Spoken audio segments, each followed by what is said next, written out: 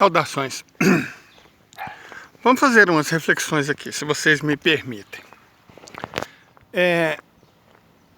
A guerra beneficia alguns interesses, porque senão ela não aconteceria. Se ela fosse prejudicial para todos, ela não aconteceria. Bom, para a gente compreender os interesses que estão em jogo, é fundamental a gente analisar pelo prisma da nação que quis a guerra, ou seja, os Estados Unidos da América.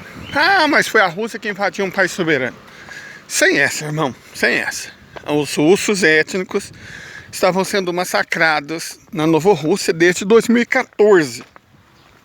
E a Rússia só iniciou o programa de libertação depois de imagens de satélite mostrarem forças de 200 a 300 mil homens, né, da APO prontas para invadir o Donbass.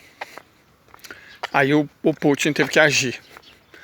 A declaração dele de 1 hora no parlamento, narrada, né, mostra isso nitidamente. Ele fez uma exposição de motivos muito clara. Nós não estamos falando de um miliciano de inteligência limítrofe. Putin fez um discurso de 1 hora com um profundo conhecimento de história, certo? Ele demonstrou os pontos de vista dele, fez uma análise de conjuntura muito boa e falou: a gente vai fazer o que tem que fazer, não o que a gente queria fazer. De fato, a Rússia não quis a guerra. Agora ela quer. Agora nitidamente ela quer. Mas antes, quem quis a guerra foi a OTAN.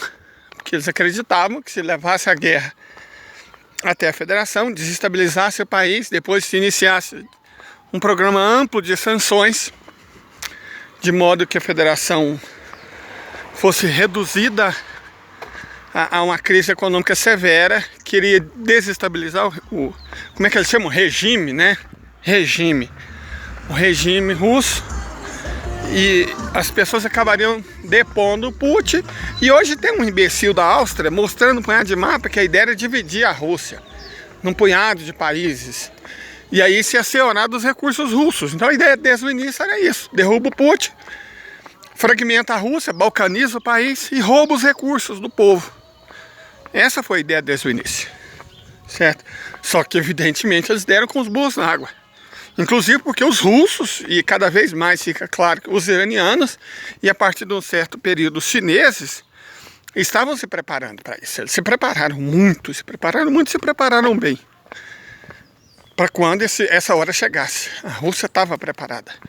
Desenvolveu tecnologias muito superiores de interferência eletrônica, inteligência artificial, vigilância aeroespacial, mísseis hipersônicos, radares. A Rússia estava muito preparada, a base industrial forte e poderosa. Quem não estava preparado, porque estava acostumado a lutar contra nações desarmadas, né, com Kalashnikov. Os Estados Unidos perderam a carrada de guerra lutando contra pessoas armadas com Kalashnikov. Eles definitivamente, para quem tinha acabado de levar uma surra no Afeganistão, eles não estavam preparados para enfrentar a Federação Russa. Isso é óbvio. Na verdade, seria óbvio para qualquer pessoa com QI acima do ponto de congelamento, né? Mas eles não viram isso. Eles conseguiram eles não enxergar que eles não tinham capacidade industrial. A economia estava numa situação ruim, que não tinham base tecnológica. E além de tudo, e principalmente que o inimigo deles tinha tudo isso. Eles acreditavam honestamente que o programa de sanções iria resolver, cara, que o programa de sanções iria dar certo, que eles jogariam a economia russa no chão, o que era uma bobagem desde o início para qualquer um que pensasse com clareza a respeito disso. Mas faltou essa clareza para eles, certo? Faltou a ubres, o orgulho, as práticas viciadas, o nível teórico muito baixo da elite americana. As universidades americanas são podres, gente. Se você pensa que esses think tanks, que esses analistas, que esses caras do Partido Democrata vieram todos de universidades de renome, não tem como você não parar e pensar, mas que jossa é essa? Que tipo de gente essas pessoas formam, né? É óbvio. São pessoas muito fracas, muito incapazes de conduzir um raciocínio mais capaz de fazer pelo menos uma análise de conjuntura decente. Para não dizer coisas mais profundas que deveriam ter sido levadas em conta antes de começar a guerra. Mas a questão é roubar os recursos da Rússia e colocar o complexo industrial militar para trabalhar. Cria insegurança, né? Cria o produto, cria necessidade para vender mercadoria. O inimigo russo. A Europa inteira compra arma americana.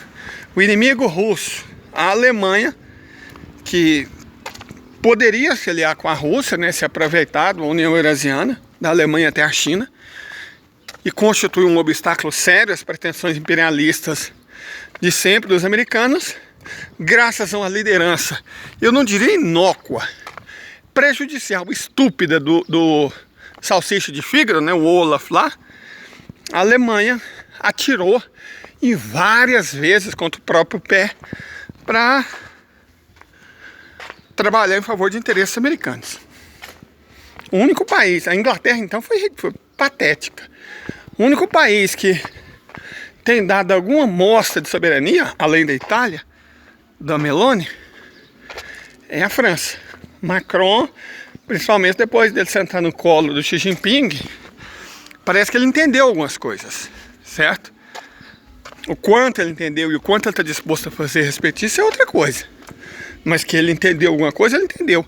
A Meloni entendeu desde o início.